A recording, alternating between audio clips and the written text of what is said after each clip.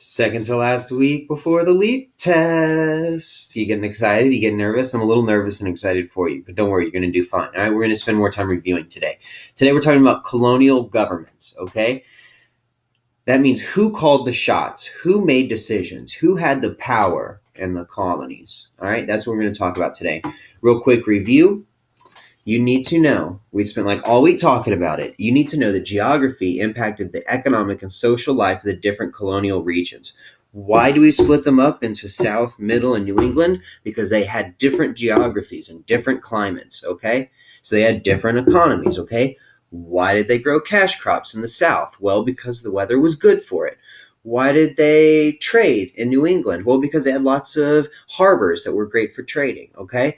The geography impacts the economy and the social life of the different colonies, okay? Why are they different? Because they have different geographies, all right? That's what the elite people want you to know. Know it. Today we're talking about government. So what is government? Government is the way a country, state, or city, or in this case a colony, is ruled. So government makes laws and punishes those who break them. Now, colonial governments are the groups of people that ruled the colonies, that made the laws, who punished the criminals, who directed trade. They made all the major decisions, okay?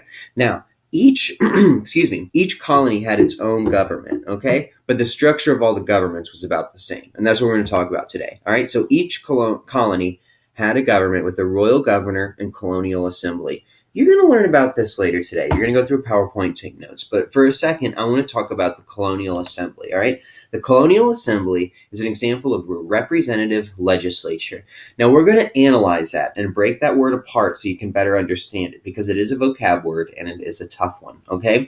Representative means it represents the people, okay? The people in the colonial assembly were chosen by the people to make laws for the people. Okay, that means it's representative. It represents the people. A legislature is the part of government that makes the laws. Okay, when you see legislature, think laws and like the word legal. Okay, LLL. Legislature, laws, legal. Those three words are connected. Okay. So all it means is that the colonial assemblies were groups of people that came together and made laws, and they were chosen by the people. All right. Now, the colonists brought this idea over from England. In England, the representative legislature is called Parliament. This is cultural diffusion, when ideas or goods move from one place to another. All right. They saw that this happen in England with the Parliament, and they wanted to do the same thing here in America. So they made colonial assemblies. Now, you might be asking, Mr. McGee, what else is there? All my life, people have been voting for people in government. What other kinds of governments are there where people don't vote? Well, I'm glad you asked. When we talked about the Aztecs and the Aztec rulers are not an example of a representative government, okay? They might be a legislature, right? They might make laws, but they're not representative. They don't represent the people. The Aztec ruler can do whatever he wants and he'll still be the ruler. The people can't get rid of him, okay? He doesn't represent them. The same thing is true. This man in the fancy pants here is the King of France, all right? Same situation. He did not represent the people. He could do whatever he wanted, and no one could do anything about it, okay? He was the ruler of France, and he got that title, and he got that job because his dad was the ruler before him, and so he got it from his family. He wasn't chosen by the people, so he didn't represent the people, okay? Not so in a representative legislature. The people choose their representatives to make laws for them, okay?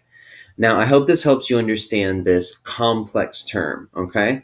But the colonial assembly is an example of the representative legislature, and that's a word you're going to need to know, all right? Continue the rest of your lesson. Take notes from the PowerPoint. There's a little bit of independent work where you look at some vocab terms. Good luck. Happy learning.